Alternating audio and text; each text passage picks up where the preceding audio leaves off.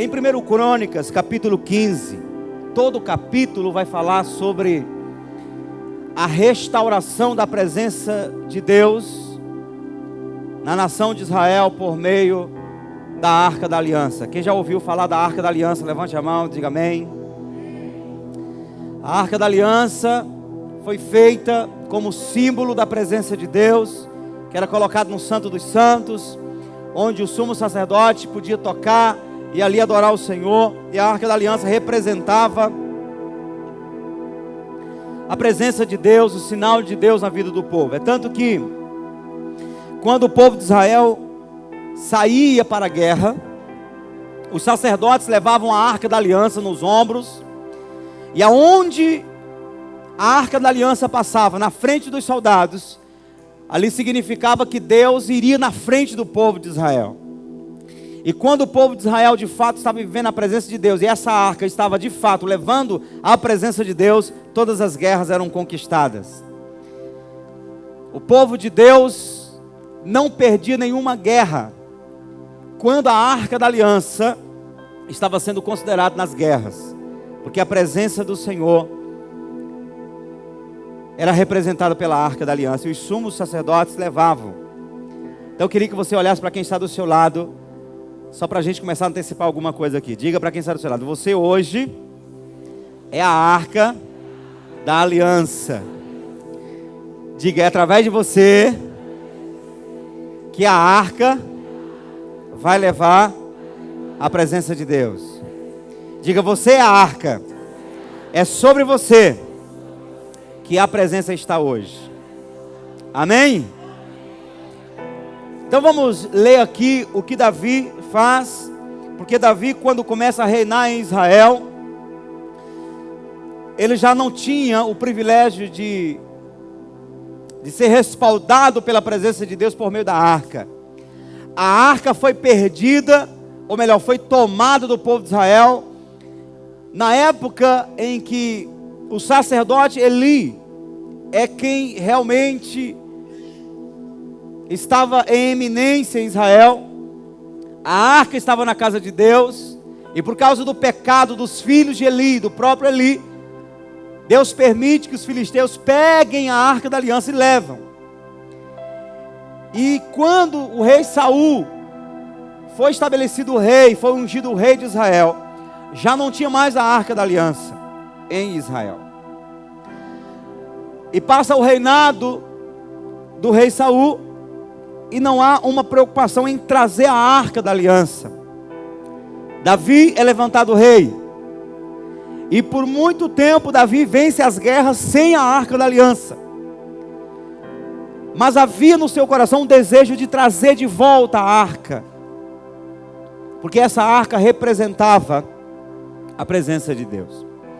Davi, embora um homem ungido, cheio do Espírito Santo, ele sentia falta da arca para todo Israel. Ele, como rei e como alguém íntimo de Deus, era cheio do Espírito Santo, era cheio da presença, mas faltava algo que pudesse liberar a presença para toda a nação de Israel, que Deus fazia isso por meio da Arca da Aliança.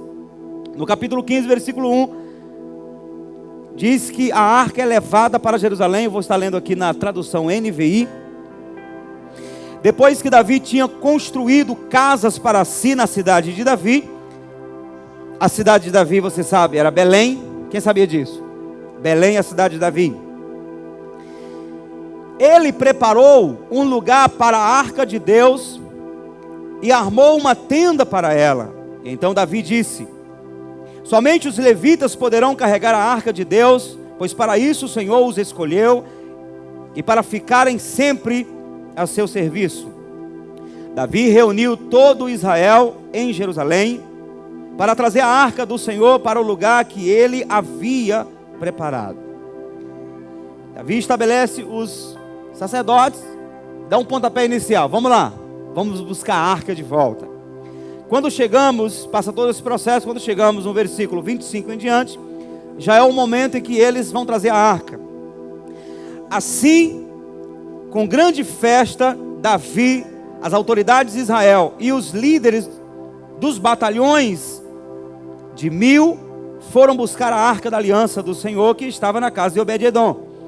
Como Deus havia poupado os levitas que carregavam a arca da aliança do Senhor, 7 novilhos e 7 carneiros foram sacrificados. Como que foi isso? Primeira vez que Davi tentou trazer a arca da aliança, não deu certo, porque eles trouxeram de maneira errada, não consultaram o Senhor. Moisés havia estabelecido que para carregar a arca da aliança, deveriam ser os sacerdotes, levando a arca da aliança aqui no ombro. Usava, não é, as varas e pendurava a arca e eles levavam. E Davi tentou trazer a arca numa carroça, num boi. Aí os bois foram passando, a carroça entortou, parecia que a arca ia cair. Um sacerdote foi lá e tocou para segurar a arca, o fogo de Deus tocou a vida dele e ele morreu. E Davi disse: nós não somos dignos de levar a arca da aliança, leva para a casa do profeta, ou do sacerdote Obed-edom. E quando a arca ficou na casa de Obed-edom, diz a Bíblia que meses depois, toda a casa dele prosperou. Pegaram a arca, colocaram no telhado da casa, e toda a cidade onde Obed-edom habitava, prosperou. Aí Davi disse: nós temos que trazer a arca, porque a arca representa a presença de Deus que prospera a nação. Precisamos trazer para o local onde se define a bênção. Você sabe que numa nação, o lugar onde Deus mais atua para liberar para toda a nação é o local onde os governantes estão, ou o presidente, ou o rei. Por que muitos homens e mulheres de Deus e grupos grandiosos vão para Brasília, vão orar ali na Praça dos Três Poderes, de frente à esplanada dos ministérios? Por quê? Porque o que Deus faz na nação, geralmente Ele faz via o local onde as cabeças pensantes, os administradores da nação estão.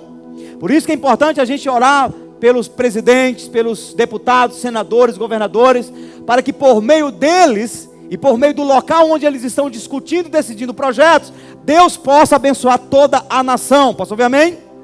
Importante também pincelar aqui que nós, eleitores, nós cidadãos que temos a nossa obrigação e direito de votar, devemos também examinar se aqueles que estão competindo a cadeira da eminência têm, no mínimo, inclinação no coração pelos princípios de Deus. Se não são pessoas que vão lutar contra os princípios da palavra. E aí precisamos avaliar para ver em quem vamos votar. Porque depois nós vamos orar por essas pessoas e pedir que Deus use a vida delas para abençoar a nação. E seria incoerente, não seria pecado orar mesmo assim, mas seria incoerente eu que voto em alguém que é contrário aos princípios da palavra, depois ficar orando contra ele. É importante que a gente decida desde antes em quem a gente vai votar.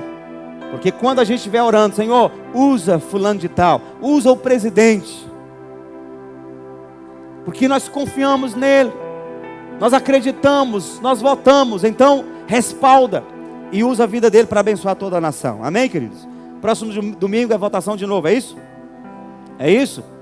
Então, pelo amor de Deus, cumpra o seu papel em oração, discernimento, e vamos fazer a nossa parte, colocar alguém na eminência, que tem um mínimo de inclinação. Não precisa ser evangélico.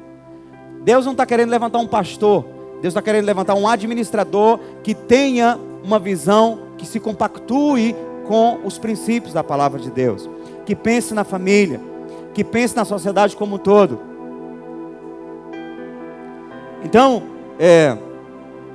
porque é a partir desse local que Deus abençoa toda a nação.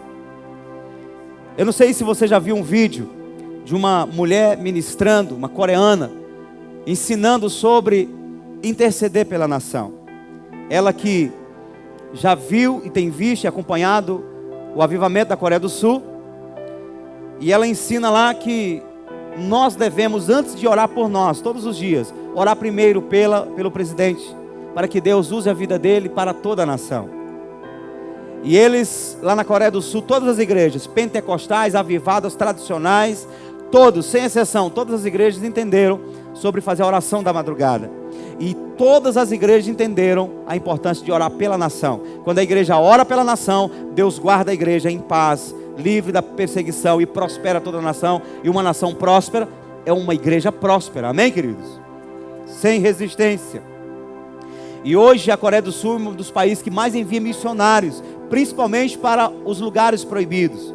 O David Yong-cho, Po Yong-cho, o líder de uma das maiores igrejas do mundo hoje na Coreia do Sul, ele já perdeu muitos missionários enviando para a Coreia do Norte, um país fechado que não aceita missionários, e ele tem enviado, como a sua igreja e muitas outras igrejas na Coreia do Sul, enviado missionários que vão para as missões lá na Coreia do Norte, se despedem das famílias, dos familiares, praticamente na certeza de que não voltarão, e muitos têm sido decapitados, porque a Coreia do Norte é fechada para o Evangelho, mas Deus está quebrando cadeias, e vai derramar um grande avivamento na Coreia do Norte, em nome de Jesus.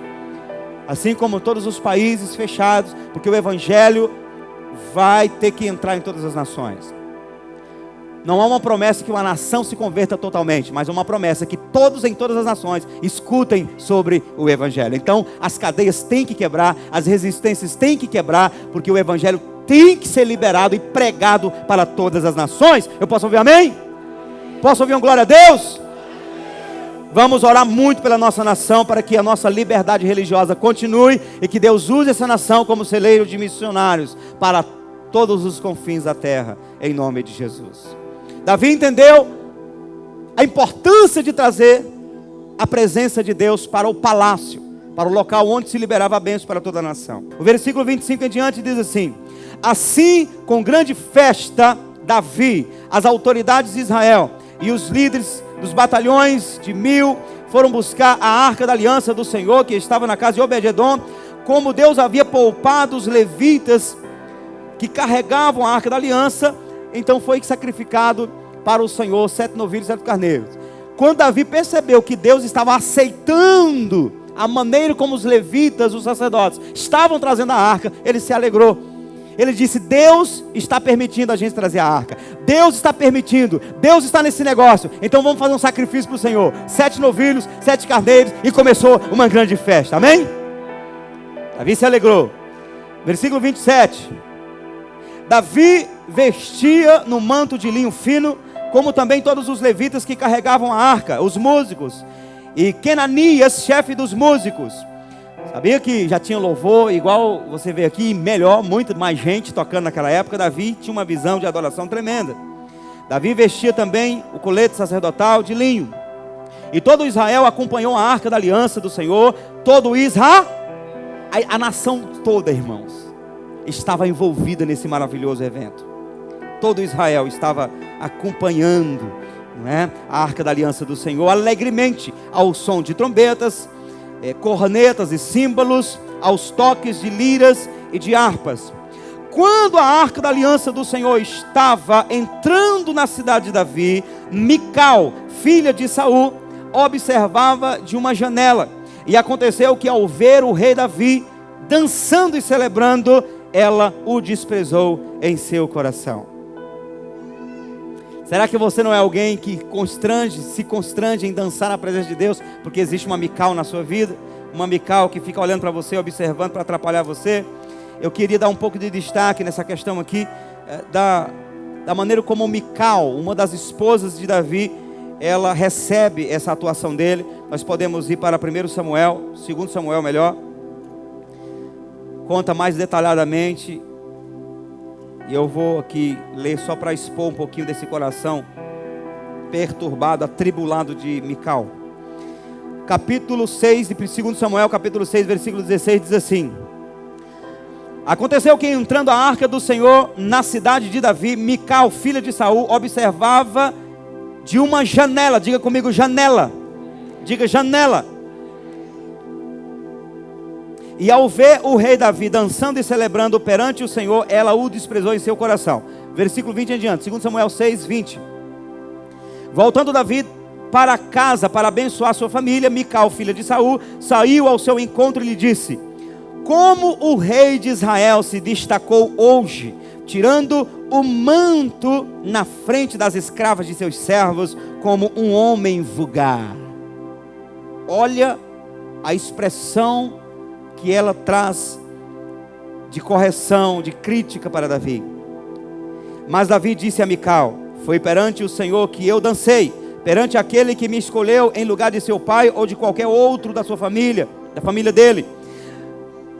Quando me designou soberano sobre o povo de Israel, sobre o povo do Senhor, sobre Israel, perante o Senhor celebrarei e me rebaixarei ainda mais e me humilharei aos meus próprios olhos, mas serei honrado por essas escravas que você mencionou. E até o dia da sua morte, Mical, filha de Saul, jamais teve filhos. Palavra do Senhor. Aleluia, oh glória. Nesse primeiro texto que nós lemos em 1 Crônicas 15, eu tenho algumas coisas que eu aprendo nesse texto, eu quero compartilhar com os irmãos. A primeira coisa que eu aprendo nesse texto é sobre a importância da presença de Deus. A presença de Deus é importante para a nossa vida. A presença de Deus foi importante para o povo de Israel. A presença que é trazida por meio dessa arca. Eu já antecipei que a arca somos nós. Davi era um homem que dava importância à presença de Deus. Davi era diferente de Saul, você sabe. Quando Saul era rei e ele foi corrigido pelo profeta, e o profeta diz: você perdeu, Deus está tirando de você a unção de rei, Deus está tirando de você a eminência, foi rasgado o seu reinado. Sabe o que a Bíblia diz que Saul fez? Ele reagiu priorizando a coroa, priorizando o título de rei. E ele disse para o profeta: profeta, me honre diante do povo, para que o povo não me abandone. Eu preciso continuar com status, eu preciso continuar sendo rei desse povo, eu preciso continuar com prestígio diante do povo, me honre diante do povo. Essa foi a reação do rei Saul. Quando Davi, de igual modo, peca, quando Davi vacila, quando Davi peca diante de Deus, Deus também usa um outro profeta para falar com Davi. E quando o profeta corrige Davi, ao invés de Davi pedir para o profeta guardar a reputação dele diante do povo, a reação de Davi foi diferente. Ele disse: pequei contra o meu Deus. E ele se humilhou, foi jejuar e orar. E Davi dava tanta importância à presença de Deus, que nesse processo de restauração, de arrependimento, uma das falas de Davi foi: Senhor, não retires de mim o teu Espírito Santo, e não me lances fora da tua. Quem de nós, quando somos corrigidos por Deus, quando de repente recebemos uma palavra de sentença, de que se não mudarmos, Deus vai rasgar de nós o nosso chamado, quem de nós nos preocupamos com a presença de Deus? Tem muita gente que quando peca, fica preocupado, sabe com o quê? Com as maldições que vêm. Será que agora eu vou perder meu emprego por causa do meu pecado? Será que eu vou perder meu prestígio por causa do meu pecado? Será que as pessoas vão olhar para mim com um olhar torto e eu vou deixar de ser importante para as pessoas? Tem muita gente que se preocupam com a reputação. Davi não se preocupou com isso. Davi disse: Deus, não me lances fora da tua presença, não retires de mim o Espírito Santo. Esse homem dava importância à presença de Deus, porque a presença de Deus é o que há de mais importante para a nossa vida. Amém, meus queridos? Você pode perder tudo e todos, e você continuará 1.000.000% suprido se você continuar com a presença de Deus. Por outro lado, você pode ter toda a prata, todo o ouro deste mundo, você pode ter o elogio, o tapinha nas costas dos homens, mas se você não tiver a presença de Deus, você não tem nada. Nós não temos nada, irmãos, se não tivermos a presença de Deus. E Davi se preocupava com isso. Ele não ficou preocupado se ele ia perder o trono. Davi era tão desligado de status, de coisas, que quando o seu próprio filho quis tomar o reinado, ele saiu dizendo: vai, você quer? Toma. Como nós podemos aprender com o rei Davi? Quando a Bíblia diz que Davi tinha um coração igual ao coração do Senhor, a gente pensa que era porque ele era perfeito. Ele não era perfeito, ele era tão pecador quanto você e eu. a maneira como ele lidava com a presença de Deus, como ele dava importância para a presença de Deus, é o que realmente fazia diferença. E Deus era atraído por isso. O próprio Deus falou: eu encontrei em Davi um coração igual ao meu, e então eu ungi. Quando Deus começar a encontrar em nós um coração igual ao dele, um coração faminto, que dá importância à presença dele, Ele vai nos ungir. Eu posso ouvir um glória a Deus? A importância de Deus, a importância da presença de Deus, ela deve ser considerada dentro de nós, deve estar num grau muito alto. Isso não para os homens verem, mas para o próprio Deus enxergar. Moisés foi um homem que, por exemplo, teve várias experiências com Deus, experiências de milagres, sinais, prodígios e maravilhas. Mas chegou no momento em que ele disse: Senhor, estou muito bem suprido com anjos, estou muito bem suprido com milagres, estou muito bem suprido com poder, mas não me deixe subir deste lugar, se a tua presença não for conosco. E olha, que muitos de nós, até pentecostais, tudo o que queríamos era a certeza de que na nossa frente está indo um anjo, na nossa frente ou na nossa casa, na nossa vida, tem anjos trabalhando. É claro que a gente tem essa noção, que a gente até crê, mas quem de nós não queríamos, sabe, um sinal, ver uma luz, ver a mão, a espada do homem, a espada do anjo, sabe, do nosso lado, como isso cresceria a nossa fé. E Deus falou assim: Moisés, não se preocupa não, o meu anjo, o anjo que tirou você do Egito, que abriu o mar vermelho, que sempre andou na tua frente, esse meu anjo irá contigo. Moisés disse: Senhor, não quero saber de anjo, se a tua presença, se o próprio Senhor não descer do céu e não começar a andar conosco, não nos faça subir deste lugar. Eu quero tua presença, eu quero sentir que o Senhor está conosco. Aleluia. Você sentir a presença de Deus. Um anjo faz você arrepiar. Um anjo faz você até se sentir mole, como fez com Daniel. Mas a presença de Deus faz você sentir algo fora e dentro. Porque o anjo não pode entrar dentro de você, mas Deus entra dentro de você e habita dentro de você. Era como se Moisés estivesse falando: Senhor, quantas vezes o anjo passou perto de mim, eu vi milagre, mas meu coração continuava angustiado. Quantas vezes o anjo fazia reboliço, mas eu continuava triste. Não, Senhor, às vezes que eu sentia a tua presença lá no Santo dos Santos, quando a tocha de fogo subia e fazia uma coluna, naqueles momentos, Deus, era que eu sentia suprido. Então não nos faça subir deste lugar, se a tua presença não for conosco. Milagre é bom e nós vamos experimentar muitos milagres, poder de Deus, Deus abrindo porta, prosperando. Mas eu vou dizer uma coisa para você: só seremos 100% realizados, só seremos 100% satisfeitos em Deus quando a presença dele for plena dentro de nós. Quando a presença de Deus começar a andar conosco e sentirmos que ele de fato está conosco, nós sentiremos a segurança, não apenas no exterior, mas sentiremos segurança dentro de nós. Não importa, é o momento em que você está pronto para entregar o pescoço para morrer. Sabe por quê? Porque quando Deus está dentro de você, você já se sente dentro do céu. Você não se importa com as coisas da terra. Tem muita gente brigando por coisas da terra. Quando sentimos a presença de Deus sobre e dentro de nós, nós não vamos brigar pelas coisas dessa terra. Sabe por quê? Porque embora estamos com os pés no chão, no solo, o nosso coração já está experimentando a eternidade, experimentando a presença do Eterno. Aleluia! A presença deve ser o tesouro do nosso coração. Chore pela presença, queira a presença, deixe claro para ele que a presença dele é mais importante do que as bênçãos que hoje você está precisando. E essa presença vai fazer a diferença. Essa presença vai colorir nossa família, vai trazer uma tonalidade diferente para a nossa vida, vai nos fazer enxergar as coisas diferentes, irmãos.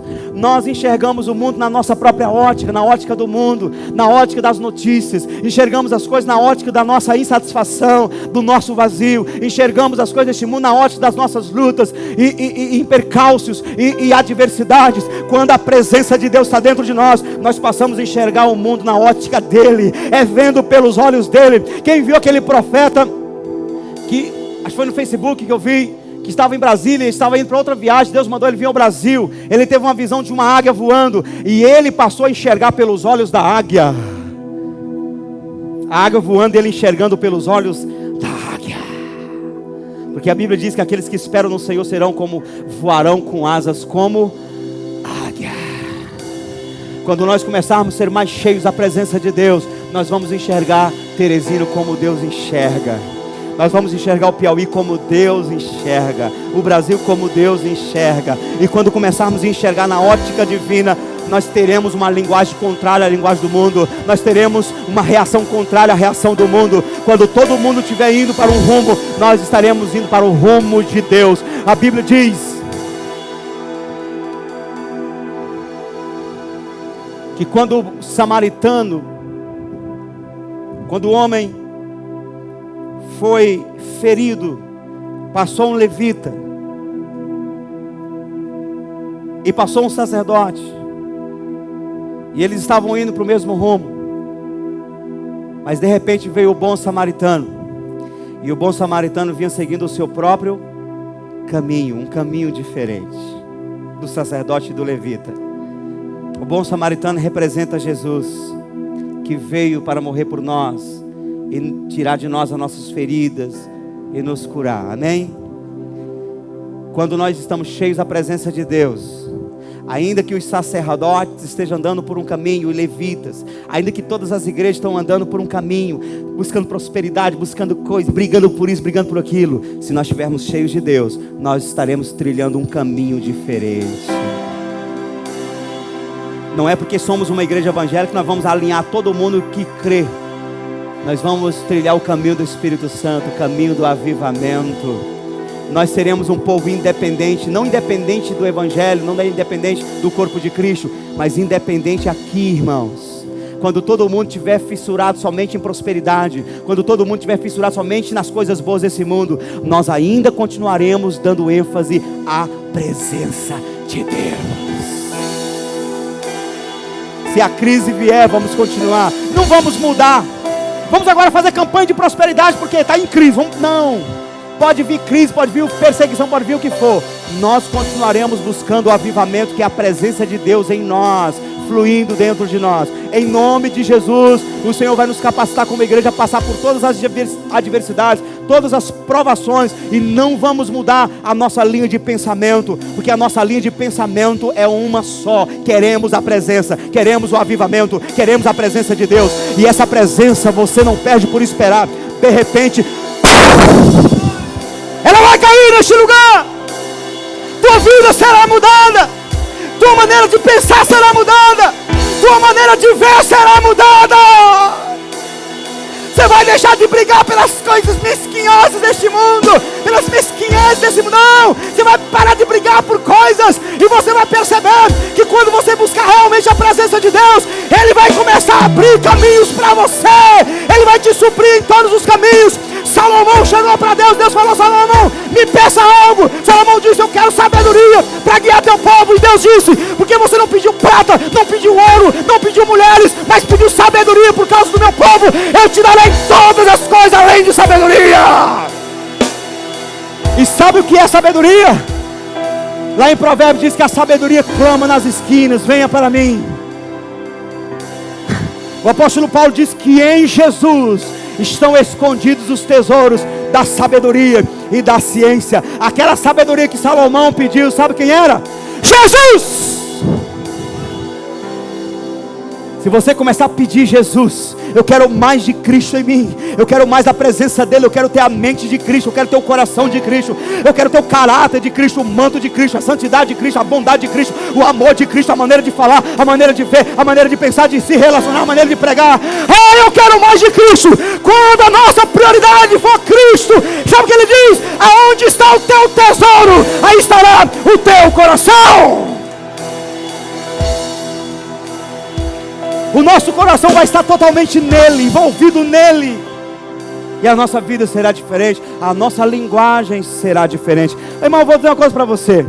Embora nós temos um grande crescimento de evangélicos no Brasil, ainda se cumpre, ainda se aplica a palavra para esse mesmo povo. E outra vez vereis a diferença entre o ímpio e o justo, entre o que serve a Deus e o que não serve a Deus.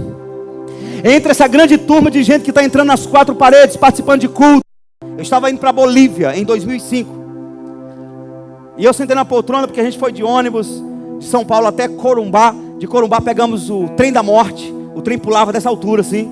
Tinha um irmão que ficava sacudindo, era meio grande. Aí ele só fazia uma força no corpo. O trem jogava ele para outra poltrona. Ele ficava brincando assim, a gente morrendo de rir, do tanto que o trem pulava.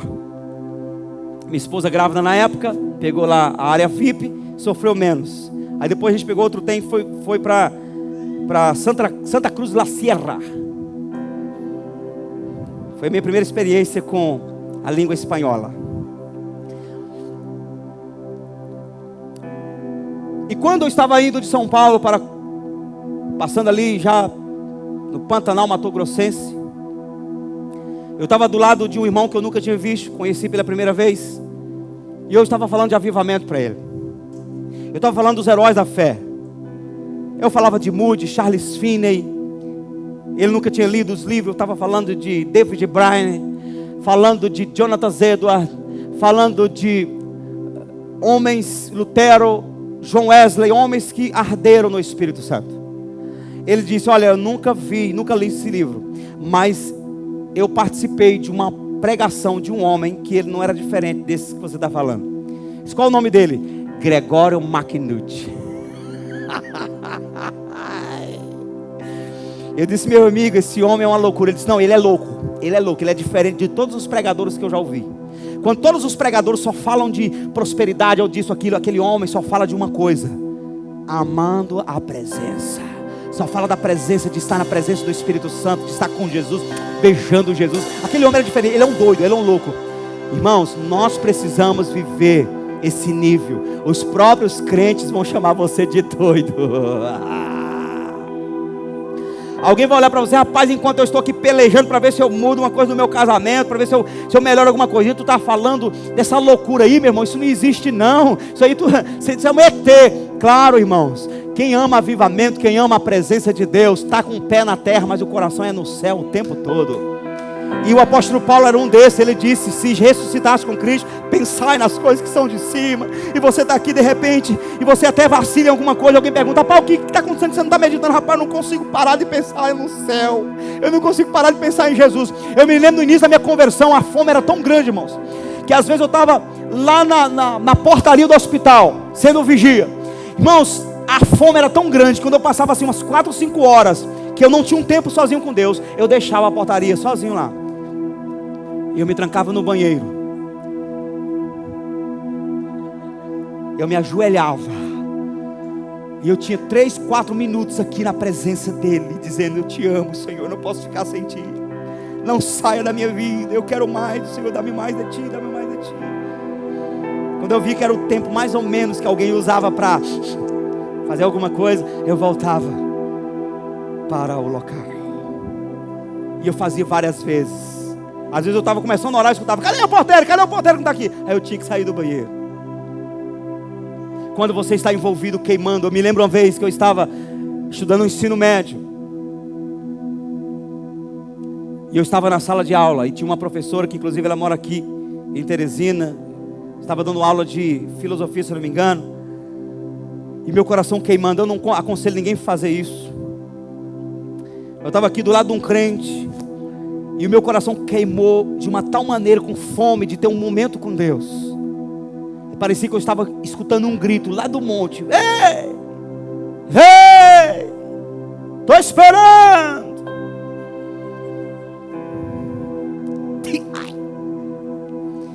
Peguei minha mochilinha, coloquei o caderno aqui dentro. Professora, licença, saí. E a professora disse, o que foi que aconteceu? Aí o outro irmão, que era muito meu amigo, conhecia muito, disse, pode deixar, professor, eu sei, pode deixar, não se preocupa não, eu sei para onde ele está indo. Cheguei em casa, nem falei com minha esposa, estava tão angustiado, tão faminto por algo de Deus, que eu deixei minha mochila lá, peguei uma garrafinha de água, subi para o monte, umas 3 da tarde, voltei quase 6, e lá eu rasgava o peito, eu dizia, Deus, onde tu estás? Eu quero mais da tua presença.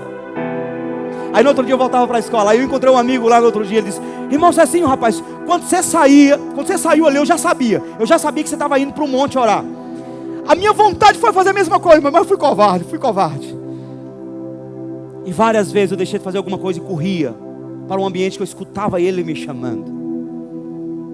E eu sabia que ali era importante, por isso que hoje estou aqui pregando o Evangelho. E muitas vezes eu neguei o chamado do Senhor, e depois sofri a angústia, sofri a ausência da presença dele.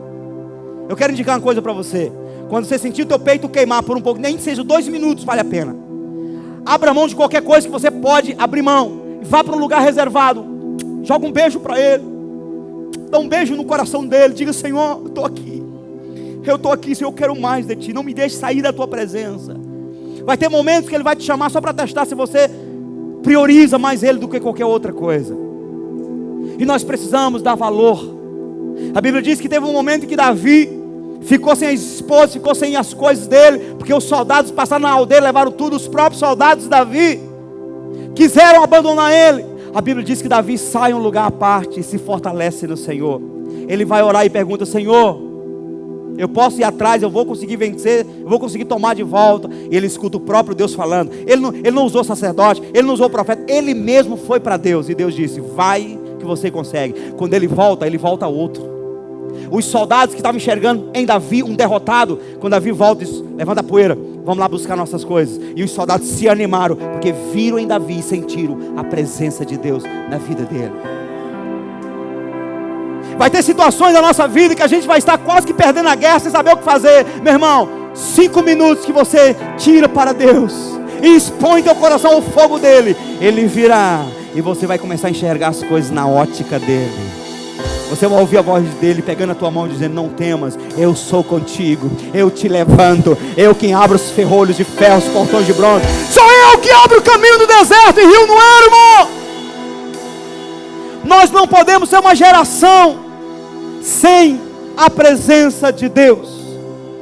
Precisamos priorizar isso. Eu vou dizer uma coisa para vocês, irmãos. A igreja é um ótimo lugar para buscar. Aqui é um lugar para você ser motivado. Mas eu digo para você, o que você recebe aqui não te sustenta até a quinta-feira e até o próximo domingo, não. Você precisa sair daqui, cultivar um relacionamento onde a presença dele vai continuar sendo priorizada e você vai continuar sendo cheio. Quinta-feira, quando você voltar aqui, você já vai estar cheio, vai se encher mais ainda. Aí no domingo seguinte, quando você voltar aqui, você vai estar mais cheio ainda, e você vai se encher mais ainda. Tem gente que vem para um culto como esse, se enche, e a semana toda se esvaziando. Depois se enche, a semana toda se esvaziando, pecando, sabe, não continua buscando a Deus. Sabe o que acontece? Você começa a viver aquele efeito sanfona, vai e volta. Daqui a pouco, se o diabo vier com uma força maior, se ele te pegar na fraqueza, ele te derruba, te desmotiva. E esses altos e baixos não é bom para nós. Por quê, pastor? Porque daqui 10 anos você vai ter uma insatisfação de dizer, Senhor, faz 10 anos que eu oro pela mesma coisa e não acontece. Faz 10 anos que eu busco a mesma coisa e não tenho. E por que não tem? Porque não permanece buscando. Porque vive de altos e baixos. E vai vir uma mensagem do inimigo. Daqui 10 anos de novo você não vai ter isso aí. Daqui 20 anos você não vai ter isso aí. E você começa a ser desmotivado.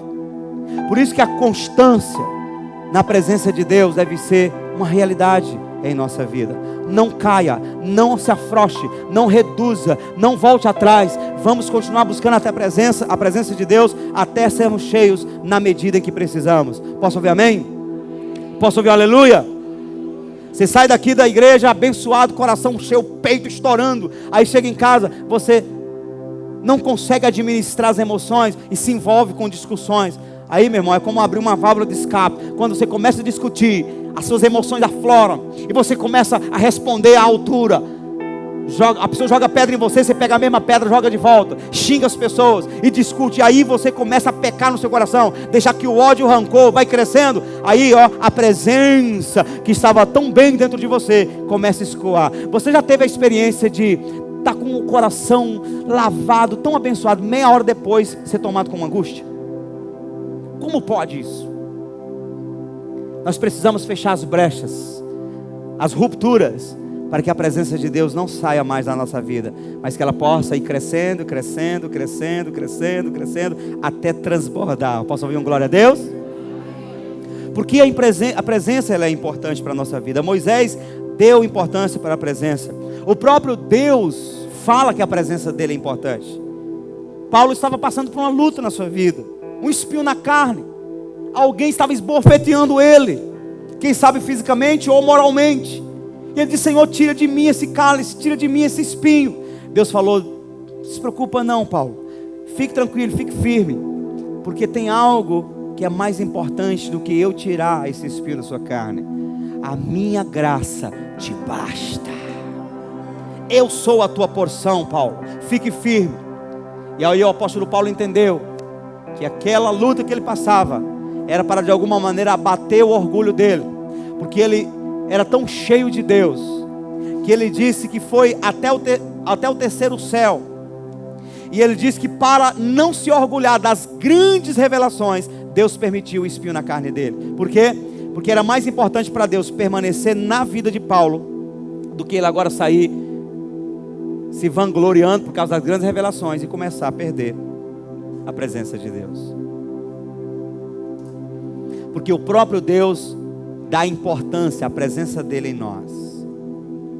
Se Deus chegasse para você e dissesse: você quer que nesse momento eu supra a tua necessidade, ou eu traga a minha presença para a sua vida, o que ele ouviria de você? Jesus chega para os discípulos e diz: olha, vocês vão ter aflições no mundo, mas tem de bom ânimo, não se preocupem, porque uma coisa vocês terão na vida de vocês, que vai dar capacidade de vocês a enfrentar toda a adversidade da vida. E essa coisa é a minha presença. Eu irei, mas voltarei, enviarei o Consolador para vocês. O Consolador é a presença de Jesus, é o Espírito de Jesus. Ele disse: com o meu Consolador, com a minha presença, vocês enfrentarão todas as coisas. E ele disse: eu não darei a vocês em um momento especial da vida de vocês. Eu ficarei com vocês até a consumação dos séculos. Porque o próprio Jesus sabe que se a presença dele não estiver em nós, não conseguiremos vencer as nossas lutas. Quem ama a presença de Jesus diz amém. A presença do Pai e a presença do Filho não é diferente da presença do Espírito Santo. Aliás, o Pai não desce do céu para estar com você, nem tampouco o Filho que está à destra de Deus. Quando ele desceu, a Bíblia registrou. Foi tão importante quando ele desceu que a Bíblia registrou. Quando ele desceu e apareceu para Saulo, foi o próprio Jesus que apareceu para Saulo. Ele não vai estar descendo do trono toda hora para vir aqui, mas ele disse: eu já estou com vocês, porque o Espírito Santo é o Espírito de Cristo. O Espírito Santo em nós é Jesus em nós. E eu sei que esse é o grande desafio. Nós achamos que foi mais importante para os discípulos estar fisicamente com a companhia de Jesus do que o que nós temos do Espírito Santo. Porque isso é fé, é espiritual. Não enxergamos com os olhos físicos. Mas Jesus liberou para nós o que é mais importante do que ele liberou para os discípulos. Os discípulos estavam com Jesus, mas na hora de dormir, Jesus ia para um canto, eles ficavam aqui. Você lembra que às vezes de madrugada Pedro saía caçando Jesus no monte? Senhor, tem a multidão já te esperando. Então Jesus estava periodicamente na vida dos discípulos. Ele não estava o tempo todo. Agora o Espírito Santo está o tempo todo conosco, e ainda dentro de nós.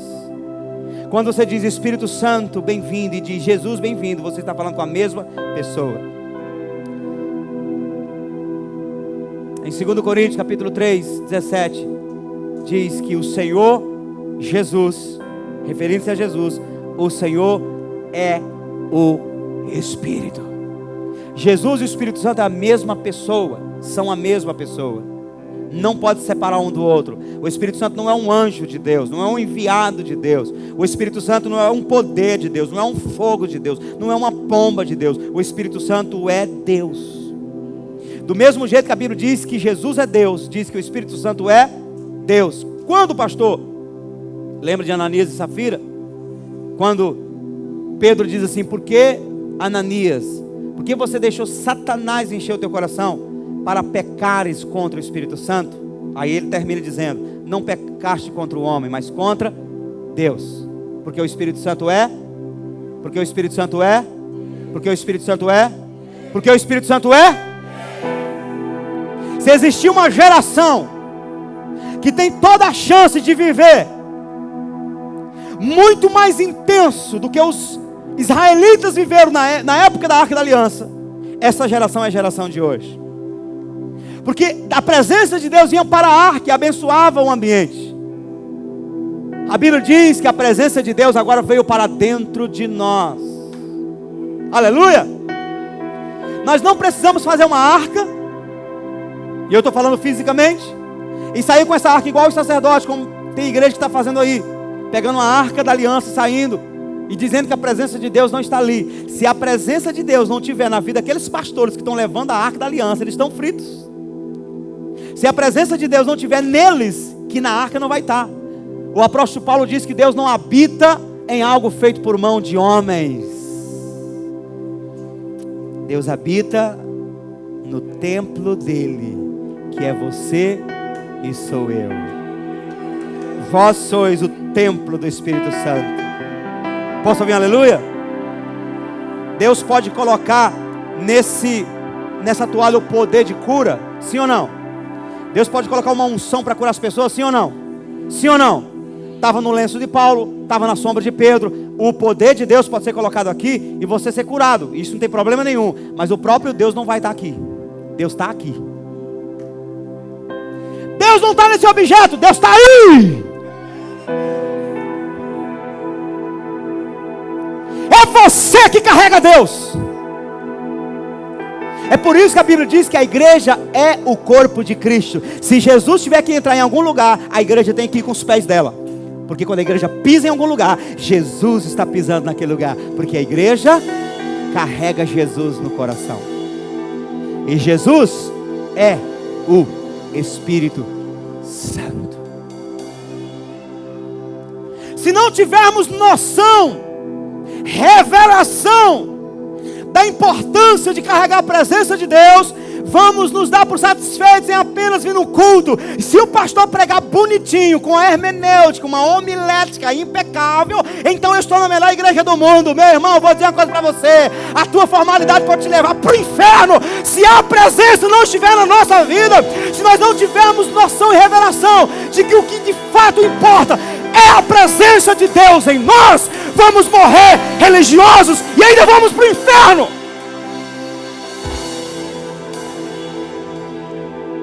Alguém disse uma frase muito triste, que se o Espírito Santo subir da terra hoje, 95% da igreja não percebe, não vai perceber que ele subiu. Por quê? Porque ela já não sente a presença dele. Você não pode ser um cristão que não consegue discernir quando é um demônio e quando é Deus que está atuando na sua vida. Nós precisamos viver e nos acostumar com a presença do Espírito Santo de tal maneira, e eu digo entre aspas, acostumar no sentido de que na hora que ele sair um pouquinho, você se desespere. Na hora que ele sair um pouquinho, você grite como Davi: Senhor, não saia da minha vida. Porque tem muito crente que está vivendo hoje, vem para a igreja, devolve o dízimo e faz coisas dentro da igreja, que quando peca, termina de pecar, faz igual a prostituta de Provérbios, passa a mão na boca e diz: purificado estou. Não tem consciência pesada, não sentiu que o Espírito se entristeceu. Por quê? Porque não tem comunhão com o Espírito Santo, vive uma vida religiosa aqui, a ponto de dizer assim, ó: quanto mais tradicional eu for, quanto mais teórico eu for, melhor para mim, porque eu vou ter mais paz. Só assim eu não me sinto acusado, não me sinto impulsionado a ficar pedindo perdão pelos meus pecados. Porque a melhor coisa é pecar, a melhor coisa é você pecar e depois ter a certeza de que Deus não vai ligar para isso. Por quê? Porque eu fui escolhido. Uma vez salvo para sempre, e como eu sou escolhido, eu vou subir para o céu. Mesmo assim, Deus sabe que eu sou pecador, então eu não vou ficar morrendo por causa desses pecadinhos, porque afinal de contas eu preciso viver uma vida feliz. E aí você não sabe que o Espírito Santo há muito tempo não atua na sua vida. Porque mente cauterizada é essa, é quando a pessoa peca e não sente nenhum constrangimento do Espírito, porque já cauterizou a mente. E a Bíblia diz que Deus nos últimos tempos vai entregar muitos ao espírito da mentira, para que continue pecando e não sintam nada, porque foi isso que eles decidiram viver.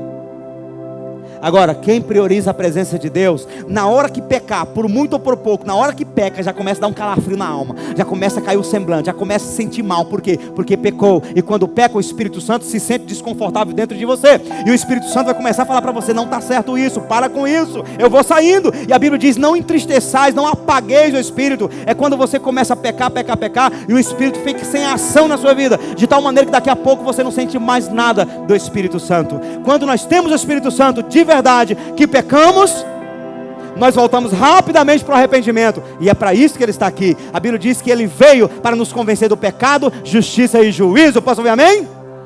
Na hora que você peca, imediatamente Ele já te corrige. Quando alguém chega e fala: olha, não está certo, Deus já falou comigo. É igual Davi, quando o profeta falou: você pecou, ele disse: eu sabia que estava demorando, Deus ia falar comigo de alguma maneira, porque já estava corroendo na minha alma. Por que eu sei que Davi sentia isso?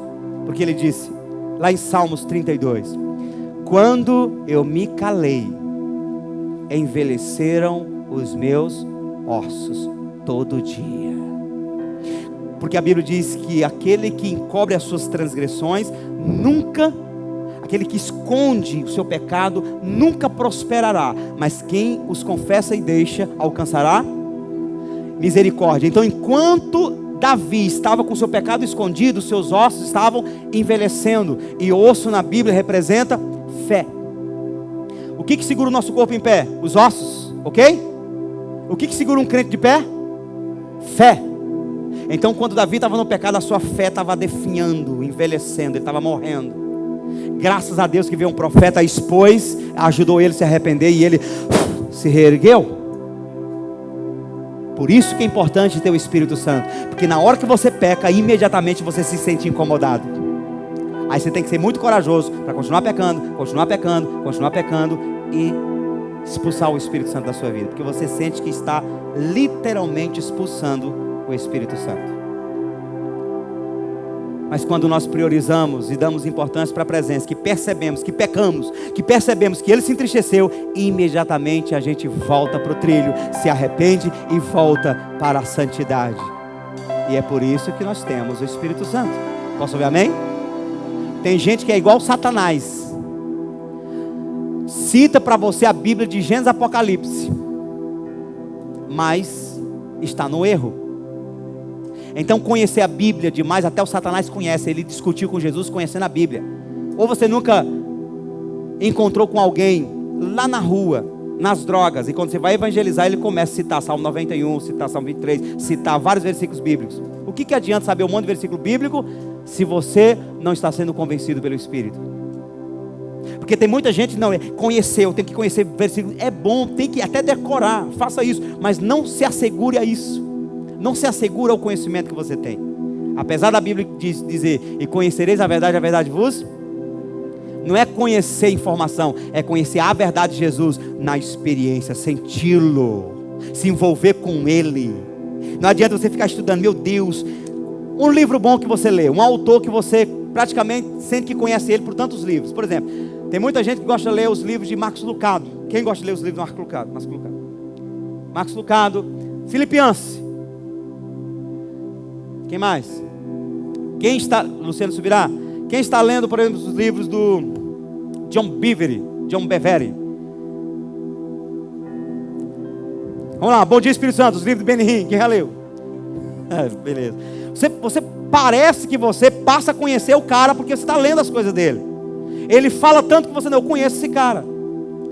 Isso é um conhecimento teórico.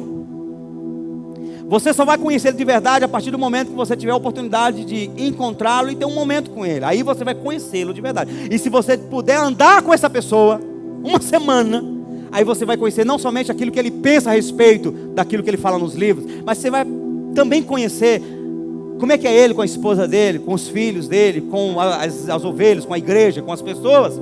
Isso é conhecer. Então não adianta você conhecer versículos bíblicos, textos bíblicos, se você não anda com o autor da Bíblia. E conhecereis a verdade vos libertará. Tem muita gente que conhece a Bíblia de Gênesis e Apocalipse e é preso na escravidão. Mas eu te garanto uma coisa: se você começar a conhecer numa visão diferente, começar a não conhecer apenas o que Jesus falou, mas conhecer o Jesus que falou, começar a ter comunhão com Ele, começar a experimentá-lo, ver a sua presença, senti-lo, sentir o manto dEle passando por você, a mão dEle colocando no seu coração, te constrangendo o seu pecado. Quando você começar a chorar na presença dEle, só você e Ele, porque você está ouvindo a voz do seu coração, Ele dizendo: eu te amo. Quando você tiver a experiência de ficar 2, 3 horas de madrugada amando, glorificando e não sentindo vontade de sair dali, porque você sente que Ele está na tua frente, quando você começar realmente a entrar e mergulhar nesse rio, aí sim você será liberto, porque esse é o verdadeiro conhecimento da verdade. Experiência. Eu tive uma experiência com Ele. Eu ouvi a sua voz, Ele me tocou, Ele falou comigo. Aí eu posso dizer que conheço.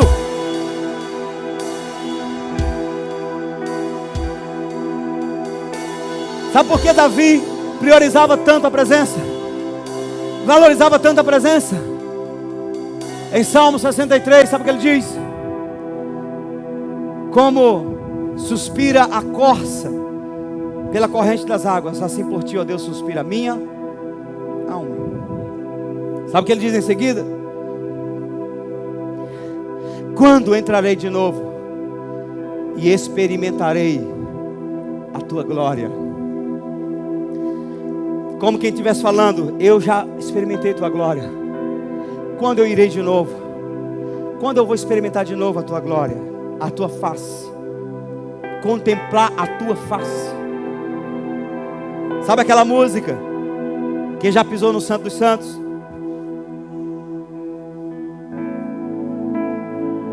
Ele está no ar? Em outro lugar não pode viver, e onde estiver amar pela glória, a glória de Deus. Vai segurando essas notas aí.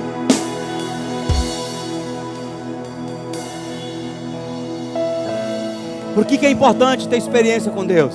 Experimentar a presença dEle.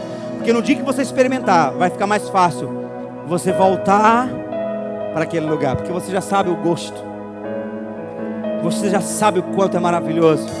Por isso, novo convertido, você que se converteu há um tempo desse, 6 meses, 1 ano ou menos, se você não buscar Deus a ponto de experimentar algo profundo, você não terá a mesma segurança. O que eu mais vejo são pessoas desviadas da fé, e quando eu vou checar o coração delas: e aí, como é que você está? Eu estou bem. Mas você saiu da igreja, você: não, mas eu estou bem. Mas você não sente assim vontade de voltar? Não, eu até estou melhor do que eu estava na igreja, porque era uma luta quando eu estava na igreja. Esse tipo de gente não pisou no Santo dos Santos. Por que eu sei? Porque a linguagem é diferente. Quando você encontra um desviado que um dia experimentou o Santo dos Santos, a linguagem é outra. Como é que você está? Rapaz, eu não estou bem não. Por quê? Cara, eu saí da presença de Deus. Eu estou aqui sofrendo, igual o sovaco dela já, comendo pão que o diabo amassou. Estou angustiado, eu preciso voltar. Eu já conversei com algumas pessoas desviadas que elas começam a dizer assim: olha, eu fui batizado com o Espírito Santo. E elas começam a chorar. Eu experimentei, eu evangelizava, eu sentia, eu li a Bíblia toda hora. Essa pessoa, ela volta com facilidade para o reino de Deus. Por quê? Porque ela experimentou. Mais cedo ou mais tarde ela volta. Agora você encontra aquela pessoa que passou um tempo na igreja e não consegue ter um testemunho de uma experiência com Deus, provavelmente ela não volte mais, porque ela nunca experimentou. Quando Davi pecou, ele soube para onde voltar, porque ele sabia o que estava lá. Então quando ele pecou, que o profeta veio e o corrigiu, a Bíblia diz que ele foi jejuar. deixou de comer, não trocou de roupa. E ele passou dias jejuando, pedindo perdão pelo seu pecado. Por quê? Porque ele queria restaurar a presença de Deus na vida dele. Infelizmente, irmãos, eu digo com tristeza, tem gente na igreja, aqui em nosso meio, que está aqui, você pensa que está tudo bem, mas em casa, só o esposo ou a esposa consegue realmente vislumbrar o quanto essa pessoa não dá ênfase à presença de Deus, o quanto ir para a igreja para ela é uma coisa, ela não é apaixonada por Deus, o quanto ela não faz questão. Às vezes a esposa fala forte para mudar alguma coisa e a pessoa reage assim como quem realmente não conhece Deus. Às vezes o marido fala e a mulher não acompanha. Tem gente na igreja, irmãos, aqui, que quando estão com os colegas, conversando com os amigos, faz de tudo para não falar sobre a igreja, para não falar sobre Deus, porque são constrangidos. Não querem expor o coração, porque eles não têm ideia do que significa a presença do Senhor.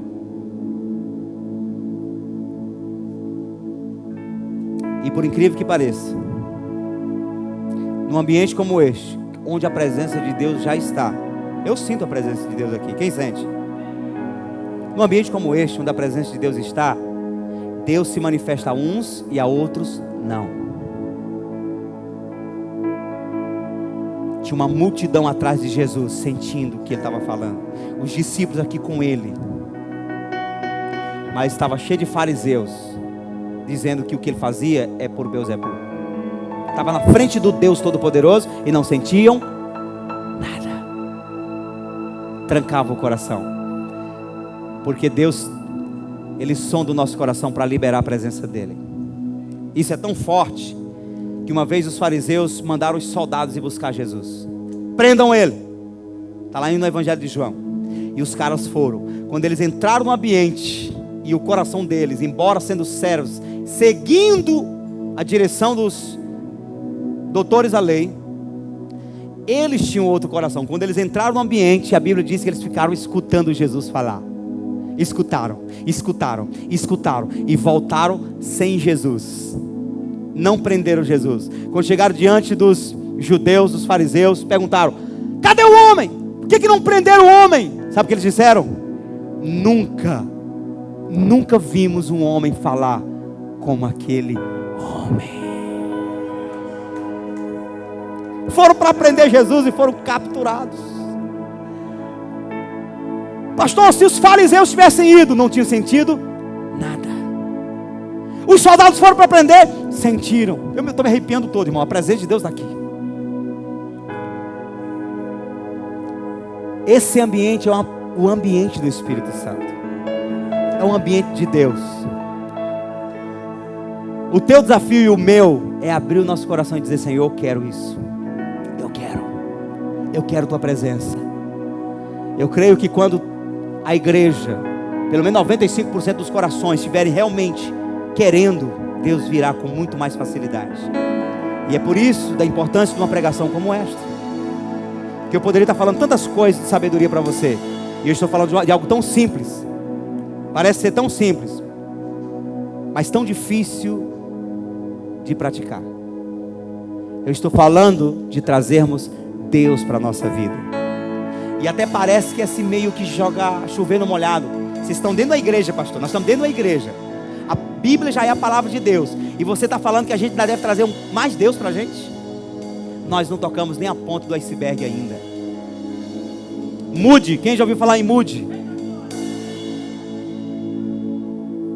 Diz a estatística que só o ministério dele, naquela época, sem microfone, sem a tecnologia de hoje, 500 mil almas anotaram dizendo: eu me converti através do ministério de Mude. 500 mil almas. Só que ele começou como pregador, ele não tinha nada. Ele não tinha a presença de Deus, não tinha nada. E um dia ele escutou alguém pregando dizendo: o mundo está por ver o que Deus fará com, em e por meio de um homem totalmente cheio da presença dele. E aquilo entrou no coração dele. Ele voltou para casa depois daquele congresso e chegou para a esposa dele, cujo nome era Emma, e dizia: Emma, eu escutei algo tão forte, dizendo que o mundo ainda verá o que Deus fará por meio de um homem totalmente entregue a Ele. E ele ficava repetindo, diz a história que ele ficava repetindo. Tem até um filme de Moody, um filme antigo assim, parece um teatro, mas vale a pena assistir. Assiste o filme de Moody, está lá no YouTube. Aí disse que ele, de tanto falar para a esposa, teve uma hora que ele olhou para ela e disse assim: mulher, esse homem sou eu serei esse homem. E ele começou a buscar, e buscava, de dia, de noite, de madrugada, buscando. Tem um testemunho de uma católica, que era vizinha dele, que escreveu num texto dizendo, que de madrugada via Moody, andando na rua, na frente da casa dela, orando, e parecia que um passo que ele dava era um glória a Deus, e outro passo era aleluia, do tanto que ele estava clamando. E Moody, diz a história que Moody estava orando de madrugada no meio da rua, e a presença de Deus veio sobre ele, e ele correu para a varanda de uma casa que estava aberta, ele correu para a varanda da casa e se ajoelhou, e ele sentiu como eletricidade em todo o seu corpo, a presença de Deus, e ele clamou e gritou, diz: Deus, para, senão eu morrerei. Depois daquele dia, mudou a vida dele. Ele fazia de tudo para conseguir reunir um povo para uma cruzada dele. A partir daquele momento, começou a vir 5 mil, 10 mil, 15 mil, 20 mil, 30 mil pessoas. Naquele tempo nem microfone tinha. E as almas se convertiam, parecido com o que aconteceu com Billy Graham. Um homem que perseverou, um homem que deu ênfase à presença até encontrar. Nós podemos, de maneiras diferentes, também dar ênfase à presença do Espírito Santo. Buscar a Deus de tal maneira que Ele mude nossa vida. Talvez você não vai ser um pastor porque você não tem esse chamado, mas você vai ser um empresário, vai ser alguém atuando em alguma área em que Deus vai fazer isso chegar nos confins da terra, porque quem é ungido, aonde Ele coloca a mão, flui! Deus quer usar você, Deus quer ungir você, mas sem a presença dEle nós não vamos para lugar nenhum. A presença de Deus é importante. Diga comigo, a presença de Deus é importante. A segunda coisa que eu aprendo nesse texto aqui é que a maneira como você recebe a presença de Deus revela seu grau de importância. A maneira como você recebe a presença de Deus fala se você realmente valoriza a presença de Deus ou não. Davi valorizou tanto a presença que a Bíblia diz que ele abriu mão de todo formalismo.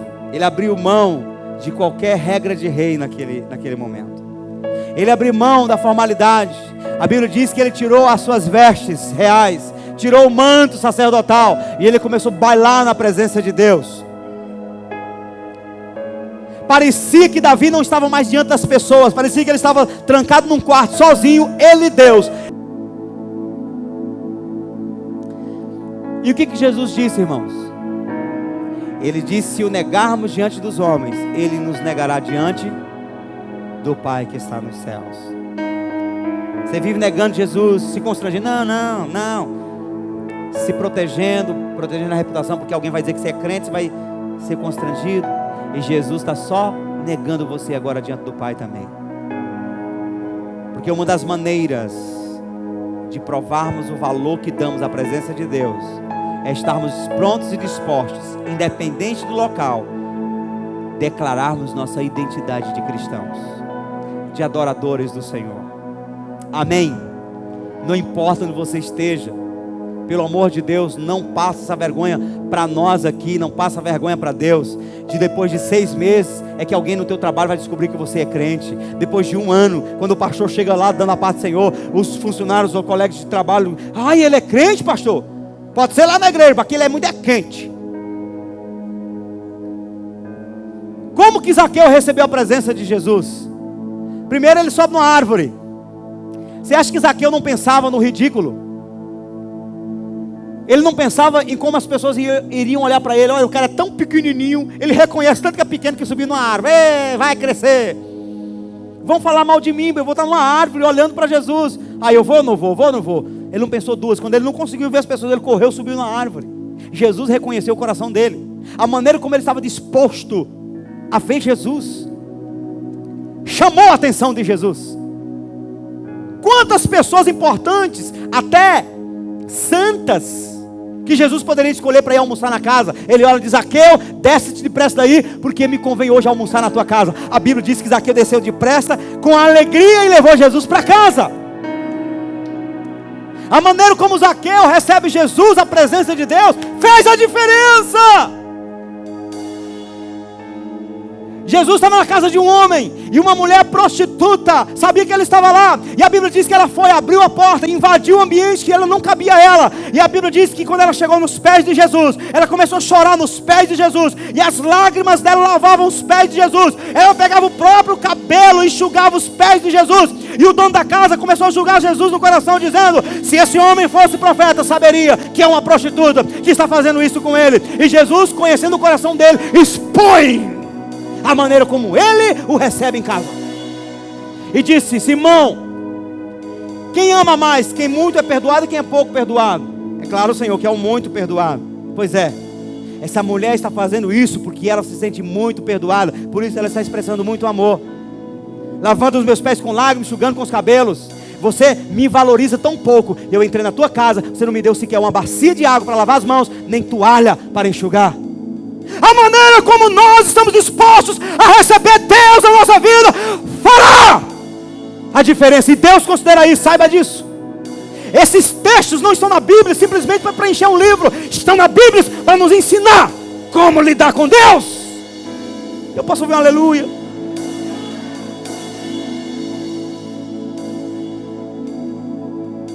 E a terceira e última coisa que eu aprendo nesse texto é sobre a janela, o troço da janela, o trem da janela.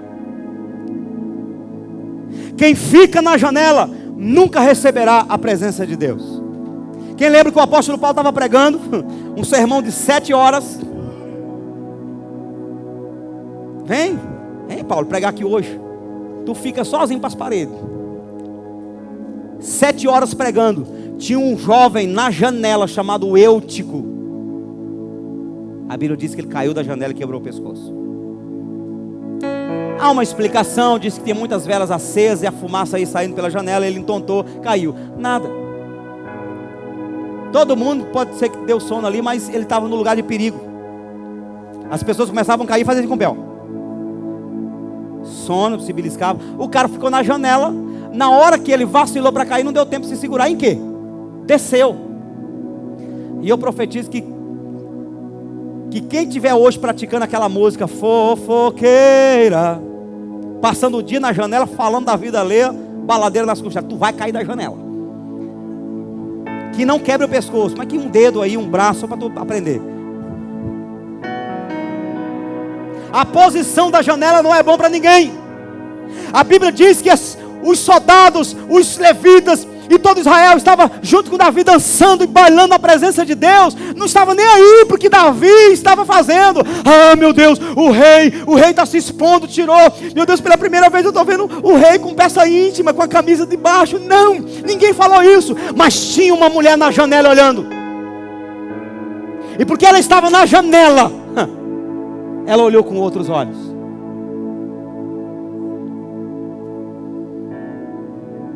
Mical resistiu a presença de Deus na vida de Davi na Arca da Aliança, sabe por quê?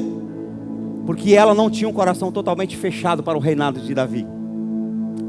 Mical era filha do rei Saul. Quantas vezes Mical no seu coração disse: meu pai faria melhor que Davi. Eu acho que não era Davi que devia ser rei, não, era meu pai, era Jonatas, meu irmão. Quantas vezes Mical pensou coisas ruins no seu coração a respeito do seu próprio marido, Davi. É por isso que Davi falou assim, ó: é diante daquele que rejeitou teu pai e a mim escolheu, é que eu dancei. Porque havia esse coração nela. E esse é o coração de quem fica na janela. A janela não é só um detalhe, irmãos. Janela representa o quê? Janela representa um coração dividido, um coração não totalmente disposto. Janela, por exemplo, alguém que vai atender uma visita pela janela, ela está realmente querendo que a pessoa entre na casa, sim ou não? Você vai visitar alguém. Hoje é difícil falar sobre isso, porque As benditas das casas hoje não tem janela. Vai lá, há 20 anos atrás, lá no interior, lá no Angical. Você vê, meu irmão, é menino pulando da janela, correndo com medo de apanhar do pai, da mãe. Menino pulando pela janela, correndo. Aí você chega na casa de uma pessoa, tudo bem, eu vim te visitar. A pessoa abre a janela, sim, o que é que você quer? Ela está dizendo de cara que não quer que você entre, porque se ela quisesse, ela iria lá na porta, abriria a porta, tudo bem, você quer entrar? Ei,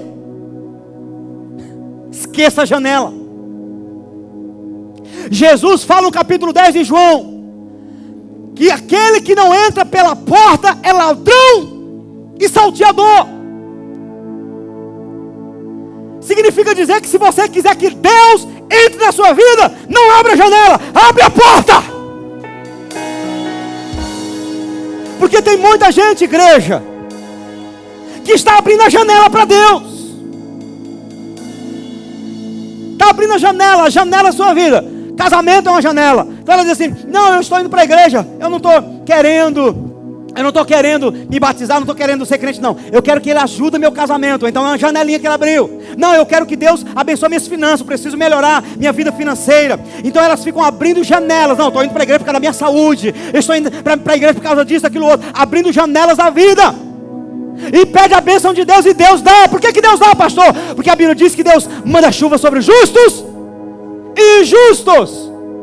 Deus manda. Só que essas pessoas que hoje estão abrindo a janela para Deus, sabe o que vai acontecer? Quando elas chegarem na porta do céu, batendo na porta, dizendo: Senhor, abre minha porta, sabe o que Deus vai dizer? Filho, filha, eu estou tratando você aqui igual você me tratou lá na terra. Você só apenas abriu janelas para mim, você não abriu a porta. Agora a diferença entre o meu céu e a terra onde você estava é que na terra tem janela para entrar.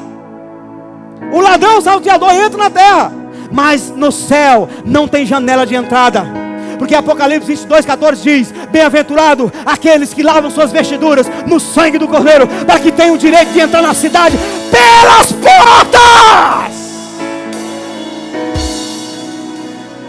Se queremos entrar na porta do céu, nós precisamos abrir a porta da nossa vida, para que Deus entre hoje na nossa casa, na nossa vida, para que a presença dEle entre. Saia da janela, saia da indecisão, se entregue totalmente, abra a porta total, para que o Senhor entre na sua vida, a presença dEle entre, e não é apenas alguma área da sua vida. Eu posso ouvir aleluia? Pastor, mas será que Deus está querendo entrar na minha vida pela porta? Será que Deus está disposto a entrar? Meu irmão, Apocalipse 3:20: eis que estou à porta e bato. Se alguém ouvir a minha voz e abrir a porta, eu entrarei em sua casa, e com ele serei, e ele comigo. Não é porque você está dentro de uma igreja, fazendo parte de uma igreja, que significa que Ele entrou.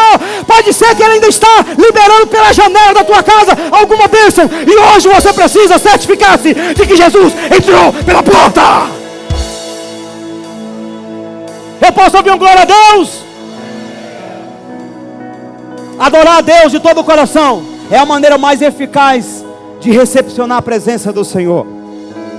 Ele diz: amarás o Senhor teu Deus de todo o teu, de toda a tua alma e de todo o teu pensamento. Não é amarás o Senhor teu Deus em uma parte do seu coração, em uma janela do coração. É de todo o coração, é a porta de toda a alma e de todo o pensamento, força. No capítulo 15 de Mateus, Jesus vai corrigir os fariseus usando o que Isaías disse. Bem profetizou Isaías a vosso respeito: esse povo me honra com os lábios, mas o seu coração está longe de mim.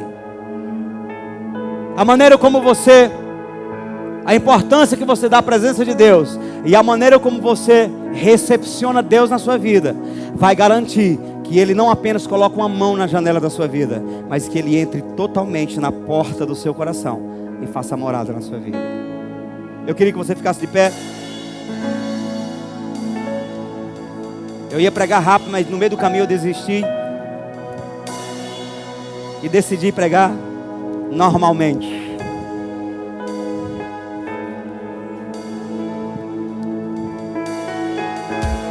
A presença de Deus é importante. Posso ouvir amém?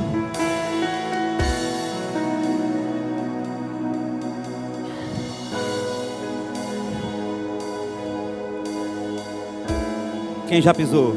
Quem já pisou o Santo dos Santos em outro lugar não pode vir. Oh, quem já pisou o Santo. Vem, Senhor, ministra teu povo. Vem, tua presença toca cada vida, toca cada coração, Senhor. Entra nessa casa, entra com poder, entra com poder, meu Deus. Clama pela Robo xalabacanta, xalabacai, xereberebe canta, xalabacanta, xorobocanta, xai. Quem já pisou?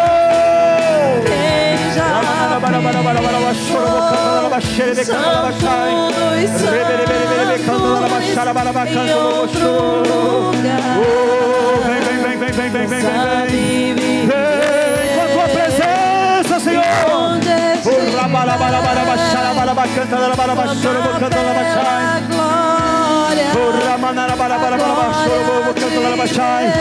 Com as mãos levantadas, começa a glorificar o Senhor agora.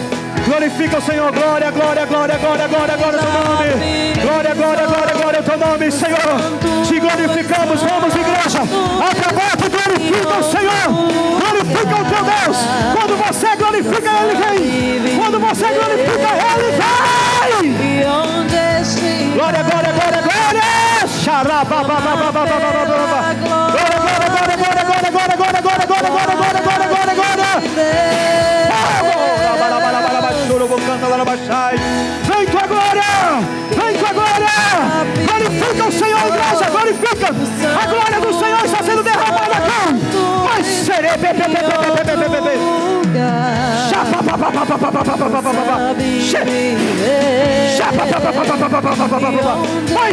mais da presença do Senhor.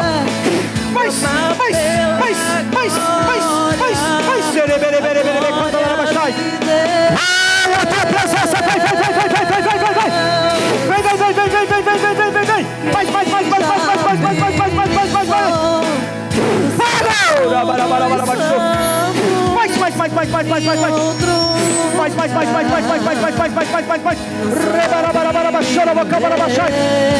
vem. Mais a presença do Senhor. Receba!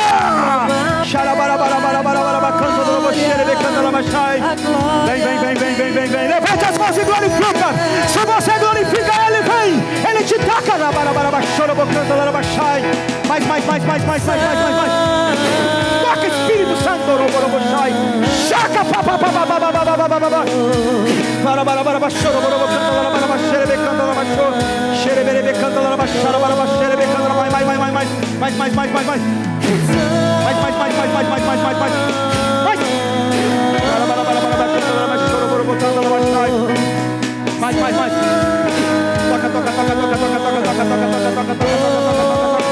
Mais da tua presença.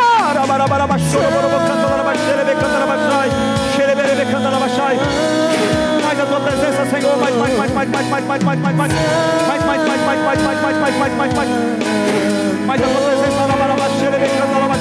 Toca, Senhor, toca. Vai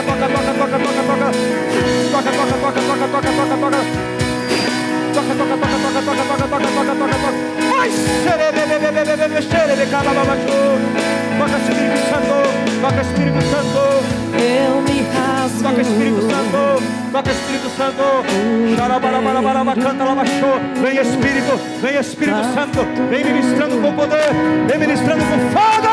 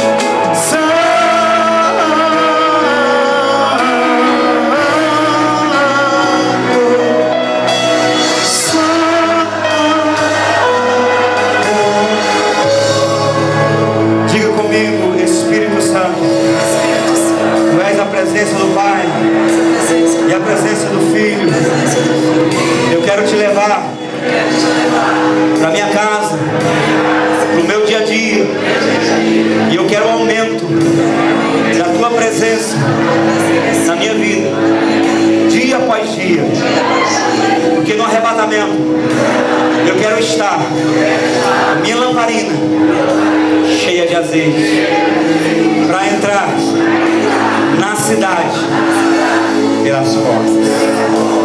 Feche os olhos. A presença de Deus está aqui.